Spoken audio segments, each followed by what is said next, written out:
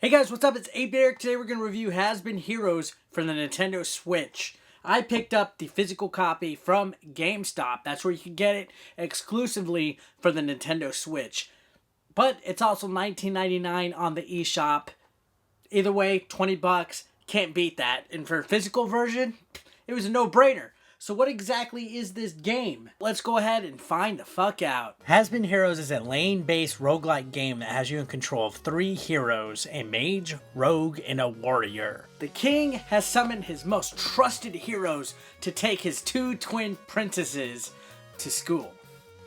What a cheesy premise for a game, but that's all it takes. I mean, the name Has-Been Heroes alone tells you that the quirkiness in this game is its appearance. The cel-shaded drawings, everything about it is just very cartoony and over the top. It's lovable. It's fucking lovable.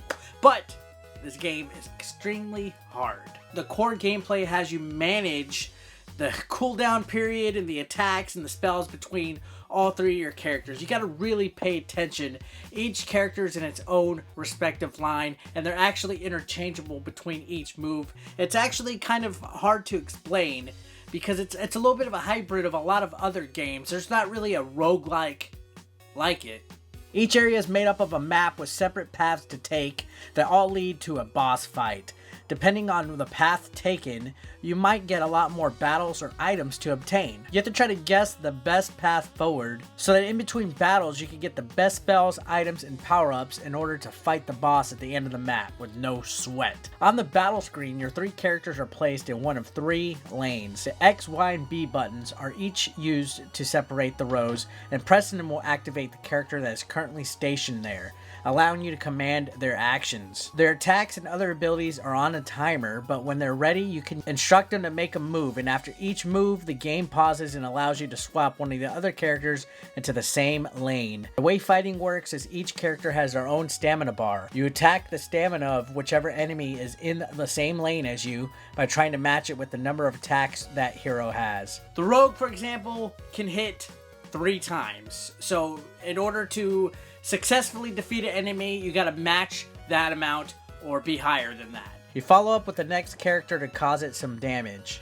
Things do get kind of hectic though, and I don't have that hand-eye coordination to remember X, A, Y, A, B, A, X, rotate, because you have to push the buttons, the face buttons, in order to choose the character, A to attack, or you have to push the character, so X, and then R to pick a spell, or X and rotate it with an open slot. And if you get overwhelmed with enemies, it could be very tricky to remember what to push and stuff. You gotta keep cool. So it takes a lot of strategy finding out which character to have in the right place at the right time. Has-Been Heroes can be pretty hard, especially during the boss fights. When you die, just like any roguelike, you lose all of your progress, but luckily you get to keep any kind of spell descriptions you have, so the likelihood of you getting that spell again increases, and you also get to keep whatever warriors you unlock. Each time you start a new game, you start a new map that's ready for you to explore, and there's a lot of randomization. The drops are never really the same, the battles aren't really ever the same. There's a lot of replay value in this because everything is just randomized, but the difficulty can be a little bit frustrating at times. Honestly, I think this game is a lot more based on luck than anything, because you can be the best Has-Been Heroes player in the entire world.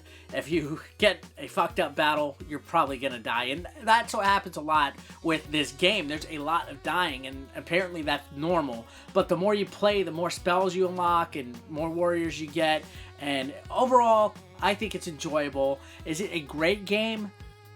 I can't say that because it's difficult, the game sucks, because I have a lot of fun trying to come back to it. It's a perfect game to have in portable mode while you watch TV and just play mindlessly while you rack up, spell descriptions and stuff. I would give Has-Been Heroes a solid 7 out of 10. It's 20 bucks, you can't beat that. It's definitely worth a look.